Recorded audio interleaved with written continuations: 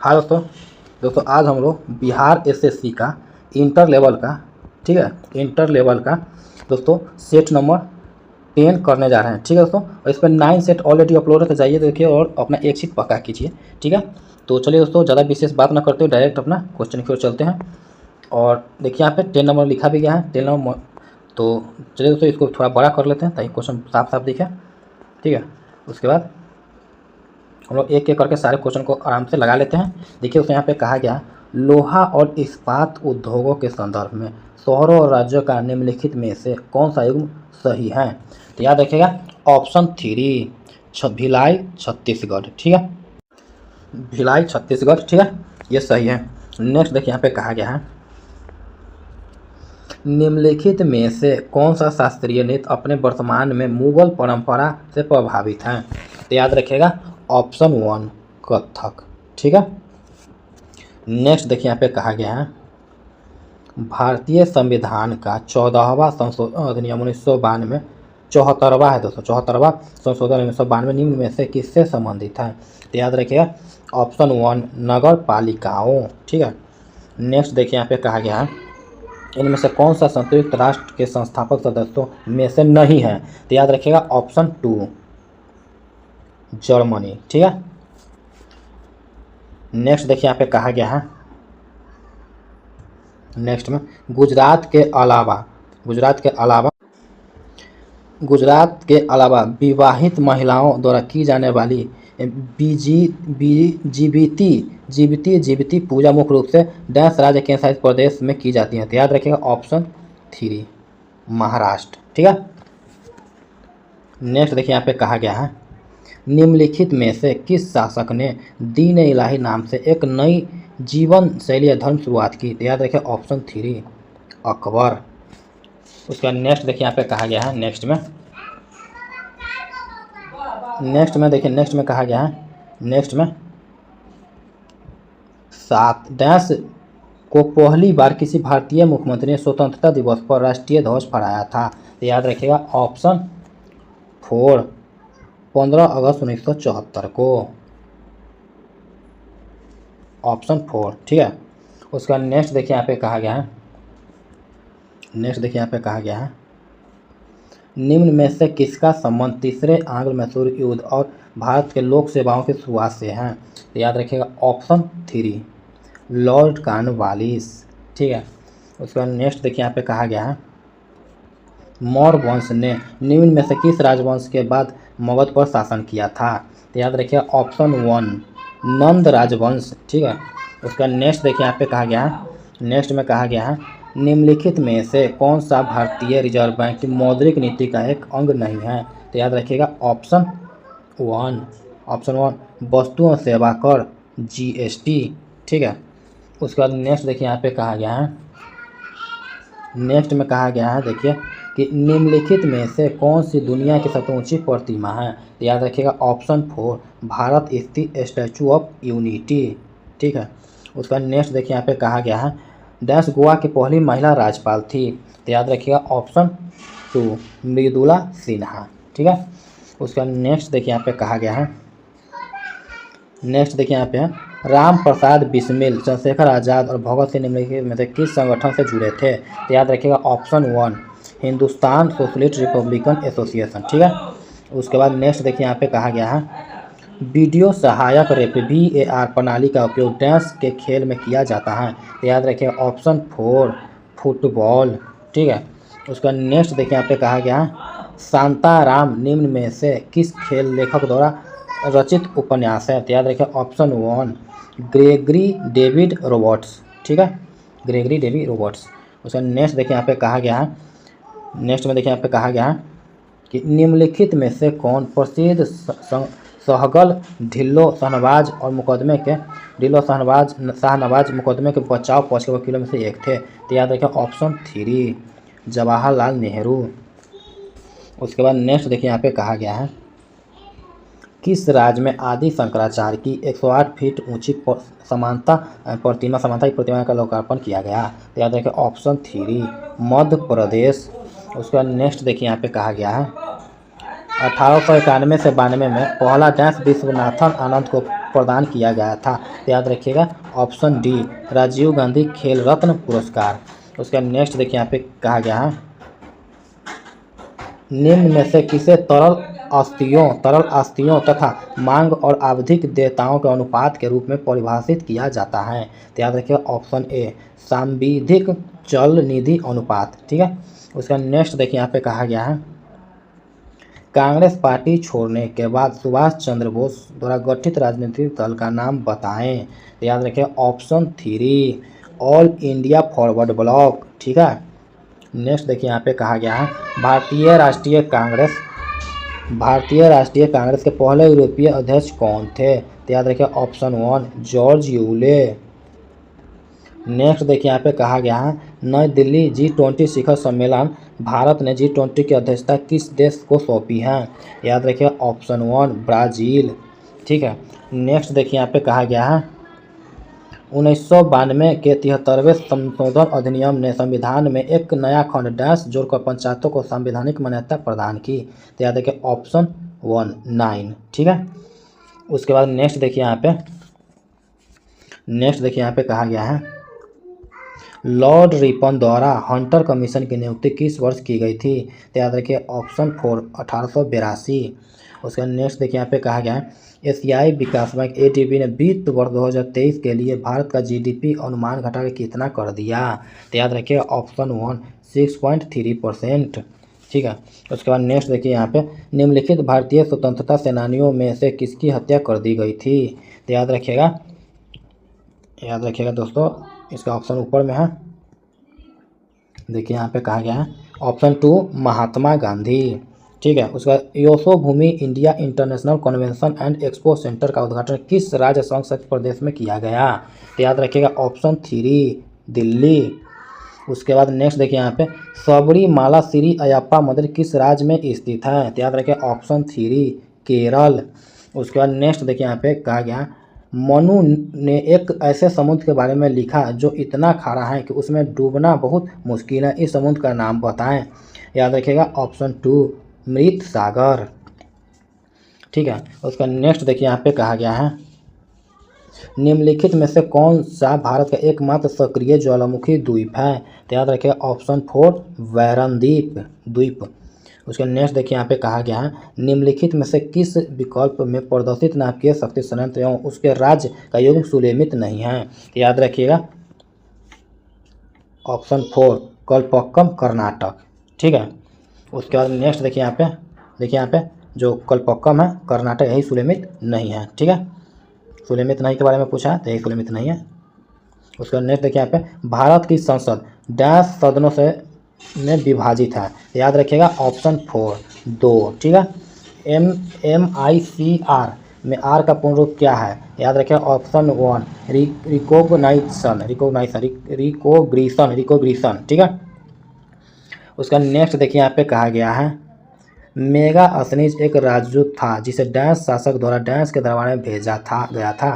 तो याद रखिएगा यहाँ पे है ऑप्शन ऊपर में है ऑप्शन 1 यूनानी और चंद्रगुप्त मौर्य के दरबार में। ठीक है।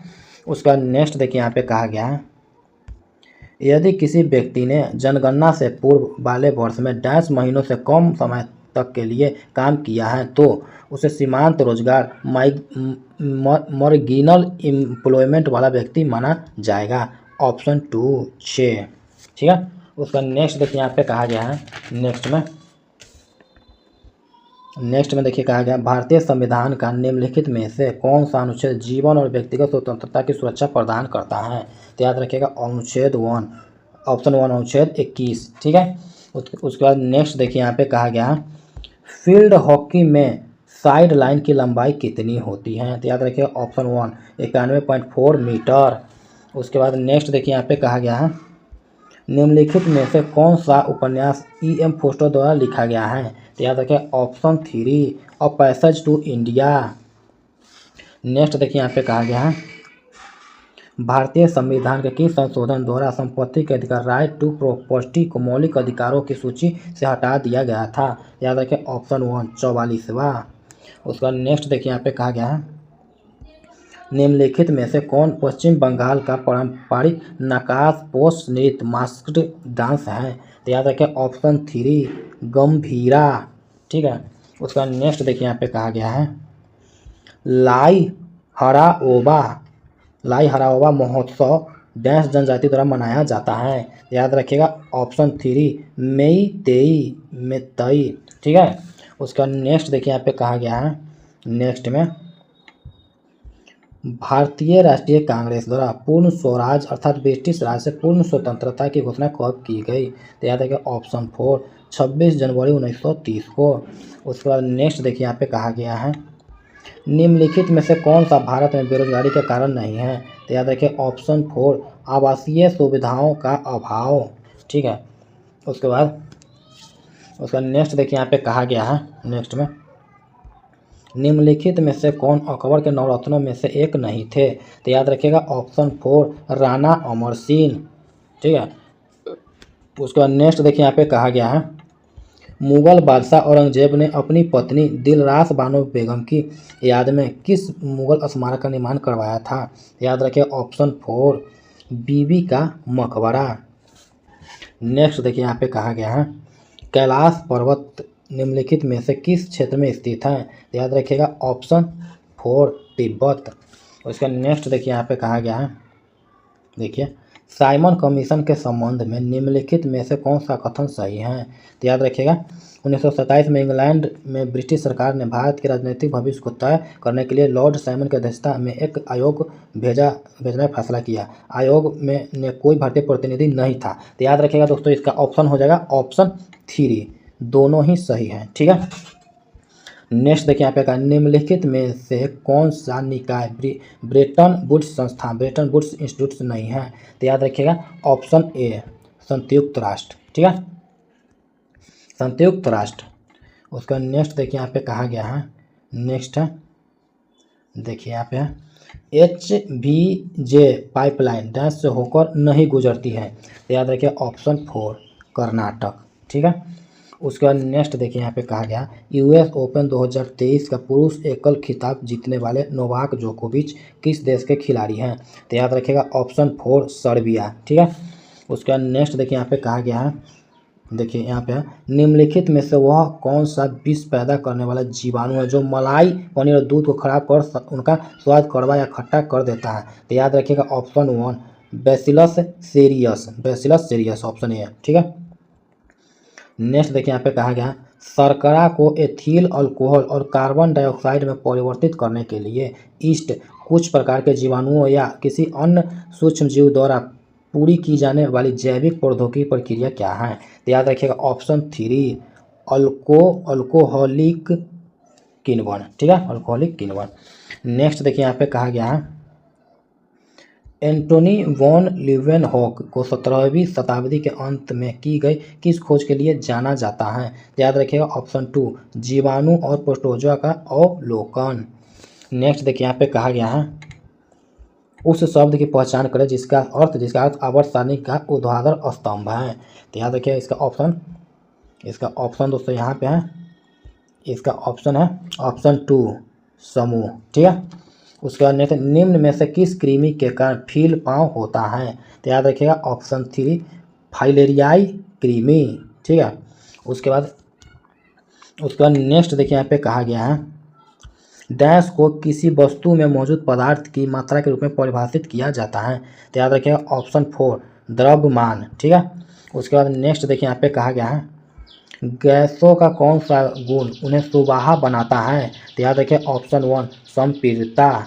उसके बाद नेक्स्ट देखिए यहाँ पे कहा गया है 3 प्रतिरोधक 5 ओम 6 ओम 4 ओम एक श्रेणी में जोड़े जाते हैं तो कुल प्रतिरोध कितना डैश होगा। तो याद रखिएगा जब प्रतिरोध को जब सीरीज में जोड़ा जाता है तो सारे को जोड़ दिया जाता है। तो देखिए यहाँ पे 6 5 11 11 अच्छा हो जाएगा दोस्तों 15। तो ऑप्शन 3 15 ओम। ठीक है, उसका नेक्स्ट देखिए यहाँ पे कहा गया है निम्न में से किसकी परिशुद्धता में गड़बड़ी के कारण बैलिस्टिक मिसाइल विफल हो जाती हैं। तो याद रखिए ऑप्शन 4 वायु प्रतिरोध के कारण। उसका नेक्स्ट देखिए यहाँ पे कहा गया है मनुष्य स्तनपायी से उसी प्रकार संबंधित है जैसे सांप डैश से। तो याद रखिएगा ऑप्शन 3 सरीसृप। ठीक ना, उसका नेक्स्ट देखिए यहाँ पे किस पर निर्भर नहीं करता है। तो याद रखिएगा ऑप्शन 2 ठीक है संवेग। ठीक ना। उसके बाद नेक्स्ट देखिए यहाँ पे कहा गया है next 1 kilowatt hour equal to dash. तो याद रखिएगा ऑप्शन 3.6 इंटू 10⁻6 जूल, ठीक है। उसके बाद नेक्स्ट देखिए यहाँ पे कहा गया डैश पादप हार्मोन नहीं है। तो याद रखिए ऑप्शन 2 एड्रीनलिन, ठीक है। उसके बाद नेक्स्ट देखिए यहाँ पे कहा गया है डैश डैश विखंडों द्वारा पुनः उत्पन्न किए जा सकते हैं। तो याद रखिए ऑप्शन 1 स्पाइरोगाइरा, ठीक है। उसके बाद नेक्स्ट देखिए यहाँ पे कहा गया है आधुनिक आवर्त सारणी में किस आवर्त में 32 तत्व हैं। तो याद रखिए ऑप्शन 1 आवर्त 6, ठीक है। उसके बाद नेक्स्ट देखिए यहाँ पे कहा गया है निम्नलिखित में से कौन सी धातु में खुले में रखने पर तुरंत आग जलती है। तो याद रखिए ऑप्शन 3 सोडियम और पोटेशियम, ठीक है। उसके बाद नेक्स्ट देखिए कहा गया है निम्नलिखित में से किसकी तुलना सैनिकों से की जा सकती है। तो याद रखिएगा ऑप्शन 4 श्वेत रक्त कणिकाएं। उसके बाद नेक्स्ट देखिए यहाँ पे कहा गया है कुछ राशियों के भौतिक गुण को दर्शाने के लिए उनके परिमाण के साथ दिशा भी निर्देशित की जाती हैं। इस प्रकार की भौतिक राशि को डैश कहा जाता है। तो याद रखिएगा ऑप्शन 3 सदिश। उसके बाद नेक्स्ट देखिए यहाँ पे कहा गया है निम्न में से कौन सा उत्तर युग्म संवहनी बंडल का गठन करता है। तो याद रखिएगा ऑप्शन 1 जाइलम और फ्लोएम। उसके बाद नेक्स्ट देखिए यहाँ पे कहा गया है नेक्स्ट में कहा गया है देखिए यहाँ पे एक बैटरी किसी बल्ब को प्रकाशित करती है। इस प्रक्रिया में ऊर्जा रूपांतरण किस प्रकार का होता है। तो याद रखिएगा ऑप्शन 2 रासायनिक ऊर्जा का विद्युत ऊर्जा में रूपांतरण, ठीक है। उसका नेक्स्ट देखिए यहाँ पे कहा गया है कि निम्न में से गलत कथन है। तो गलत कथन कौन है। तो ऑप्शन 1 वस्तु का भार ध्रुवों पर न्यूनतम और विषुवत रेखा पर अधिकतम होता है, ठीक है, यही गलत है। तो ऑप्शन के अनुसार ये सही हो जाएगा। उसके बाद नेक्स्ट देखिए यहाँ पे कहा गया है एक निश्चित तापमान पर वायु का दबाव डैश के अनुपातिक होता है। तो याद रखिएगा ऑप्शन 2 घनत्व, ठीक है। उसके बाद नेक्स्ट देखिए यहाँ पे निम्न तत्व में से कौन सा एक अपचायक कारक नहीं है। तो याद रखिएगा ऑप्शन 2 क्लोरीन, ठीक है, अपचायक कारक नहीं है क्लोरीन, ठीक है। उसका नेक्स्ट देखिए यहाँ पे कहा गया है कि पृथ्वी की सतह से h ऊंचाई पर तथा पृथ्वी की सतह से h ऊंचाई पर गुरुत्वाकर्षण का अनुपात क्या होगा जहाँ पृथ्वी की त्रिज्या h ग्रेटर है। तो याद रखिएगा ऑप्शन 3 h के साथ रैखिक ढंग से बढ़ेगा, ठीक है, क्योंकि h यहाँ h लिख करके लेस कर दिया गया है, ऐसे रहता तो ग्रेटर हो जाता, ठीक है। उसके बाद नेक्स्ट देखिए यहाँ पे कहा गया है नाइट्रोजन की आयनीकरण क्षमता डैश के कारण ऑक्सीजन की तुलना में अधिक है। तो याद रखिएगा ऑप्शन 1 आधे भरे पी ऑर्बिटल्स की अतिरिक्त स्थिरता, ठीक है। उसका नेक्स्ट देखिए यहाँ पे दोस्तों नेक्स्ट में कहा गया यहाँ से दोस्तों मैथ स्टार्ट हो गया और हम लोग दोस्तों इस सीरीज में जीके जीएस करेंट को शामिल करते हैं, मैथ रीजनिंग को छोड़ देते हैं। तो दोस्तों जो भी किए आराम से किए, समझ के किए। तो इसके लिए दोस्तों चैनल को लाइक से सब्सक्राइब कीजिए। दोस्तों आपसे एक जरूरी इन्फॉर्मेशन है, यदि आप BSSC CGL, BSSC inter level, Bihar BPSC teacher, Bihar DElEd, Bihar police चालक ड्राइवर के लिए तैयारी करते हैं तो इस चैनल को सब्सक्राइब कर सकते हैं, अपने दोस्तों को भी बता सकते हैं, ठीक है दोस्तों। तो देखिए दोस्तों वीडियो को लाइक शेयर एंड सब्सक्राइब कीजिए दोस्तों, अपने दोस्तों को भी बताइए। तो मिलते हैं नेक्स्ट वीडियो में, तब तक के लिए बाय।